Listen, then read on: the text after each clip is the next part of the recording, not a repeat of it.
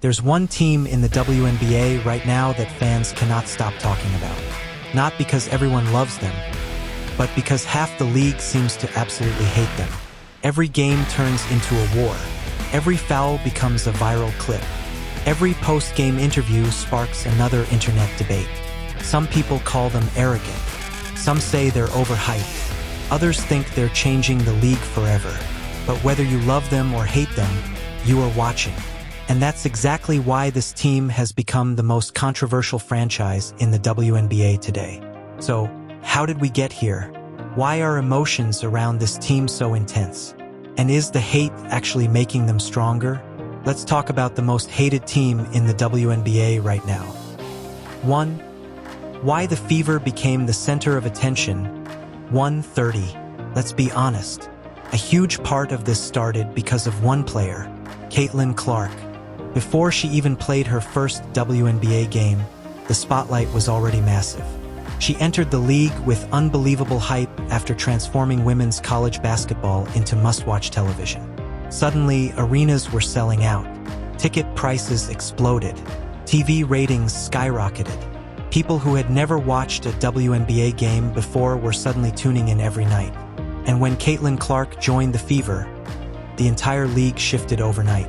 But here's the problem with fame. The bigger the spotlight, the bigger the backlash. Some fans believed the media was treating Clark like the only player in the league that mattered. Others felt veteran stars weren't getting enough respect. And almost instantly, the Fever became more than just a basketball team. They became a symbol. To some people, they represented the future of the WNBA. To others, they represented overhype, favoritism, and non-stop media obsession. That's when the tension started building. 2. The physical play and controversies. 3 o'clock. Then came the hard fouls, the trash talk, the viral moments, and suddenly every Fever game felt personal. Fans started debating whether opponents were targeting Caitlin Clark. Others argued that this was simply how professional basketball works. One hard screen, one aggressive shove, one heated exchange, and social media exploded every single time. The biggest controversy came when several physical plays involving Clark turned into national headlines. Some fans believed the referees were allowing too much contact. Others thought Clark needed to adjust to the physicality of the league. Meanwhile, opposing players were getting flooded with criticism online. The discourse became toxic. And because Clark played for the Fever, the team itself became the center of all the chaos. People weren't just watching basketball anymore. They were choosing sides. 3. The everybody versus the Fever feeling. 4:20. Here's what made the situation even crazier.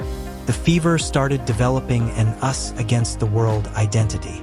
Every hostile crowd, every hard foul, every negative headline, it all fueled the narrative that the team was being targeted.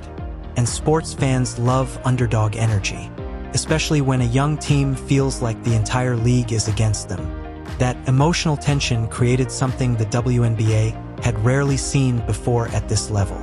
True sports hatred, not fake internet drama. Real rivalry energy. Fans began circling Fever games on the calendar. Road arenas became louder. Players looked extra motivated against Indiana, because beating the Fever suddenly meant more. Why? Because they had become the league's biggest story. 4. Social media made everything worse. 5:40. 10 years ago, most basketball drama disappeared after the final buzzer. Not anymore. Now every single moment lives forever online. A bad foul becomes a slow-motion replay on TikTok. A stare down becomes a meme. A press conference quote becomes a Twitter war. And no team has experienced this more intensely than the Fever. Every game creates debate. Every clip creates outrage. And the algorithms love conflict. That's why the hate keeps growing. Because controversy drives engagement. People repost the angry moments more than the good basketball. And once a team becomes the villain online, everything they do gets magnified. If the Fever celebrate too hard, they're arrogant. If they complain to referees, they're entitled. If they lose, overrated. If they win, the media won't stop talking about them. No matter what happens, the reactions are extreme. And honestly, that's exactly what happens when a team becomes culturally relevant. 5. The other side of the story. 7-10. But here's where things get interesting. A lot of the hate toward the Fever isn't actually about basketball. It's about change. The WNBA is growing faster than ever. More money is entering the sport. More cameras are watching. More casual fans are showing up. And rapid growth always creates tension. Some longtime fans feel protective of the league and its veterans. Some newer fans only focus on the biggest stars. That clash created an emotional divide online. But in reality, the attention around the Fever has helped the entire league. More sold-out arenas, higher ratings, more conversations about women's basketball. Even people criticizing the Fever are still helping the WNBA grow because they're paying attention. That's the irony. The most hated team is also one of the most important teams for the league's popularity right now. 6. The players are feeling the pressure. 8:40. Imagine being a young player on this roster. Every mistake goes viral. Every bad shooting night becomes a headline. Every emotional reaction gets analyzed by millions of people. That pressure is brutal, especially in a league where emotions already run high. And for Caitlin Clark specifically, the expectations are almost impossible. Fans expect her to dominate instantly. Critics expect her to fail. Opponents want to prove themselves against her. That creates an unbelievable amount of pressure every single game. But pressure also creates stars. And one reason the Fever remains so fascinating is because people are waiting to see what happens next. Will they collapse under the attention? Or will they become champions because of it? 7. Why people actually love hating them. 10 o'clock. Sports history tells us something important. The most hated teams are usually the most entertaining teams. People hated the great dynasties. People hated flashy superstars. People hated teams that dominated headlines. But they watched anyway, because hatred creates emotional investment. You tune in hoping they lose. Someone else tunes in hoping they win. Either way, everybody watches. That's exactly what's happening with the Fever. They've become appointment television. Even people who claim they dislike them can't stop discussing them. And that's powerful, because in sports, being ignored is worse than being hated. 8. Are they really the villains? 11:10.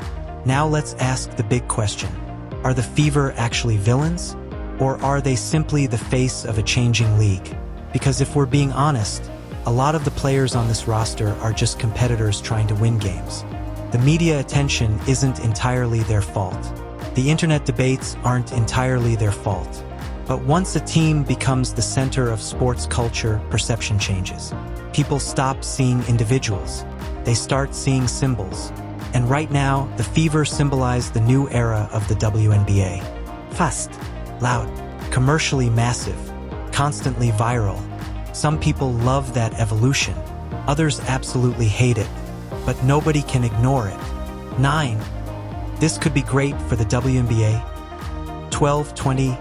Believe it or not, sports leagues actually need rivalries like this. They need passionate fan bases. They need debates. They need emotional investment. Because emotional sports are memorable sports. Think about it. Some of the biggest moments in basketball history came from tension and conflict. Bad blood creates legendary games. And right now, the WNBA has more public attention than ever, partly because the emotions feel real. The Fever have become the lightning rod for all of it. And whether fans are cheering or booing, the league is benefiting from the energy. That's why this moment matters. This isn't just about one team. It's about the WNBA entering a completely different level of visibility. 10. What happens next? 13:30. Now comes the hardest part. Living up to the hype. Because eventually, the conversations have to shift from drama to winning. Can the Fever become a true contender? Can Caitlin Clark handle the pressure long-term? Can this team transform all the hate into motivation? That's the next chapter. And honestly, if they start winning consistently, the hate might grow even louder. because sports fans often resent teams that dominate attention. But greatness and criticism usually come together. The bigger the star, the stronger the backlash.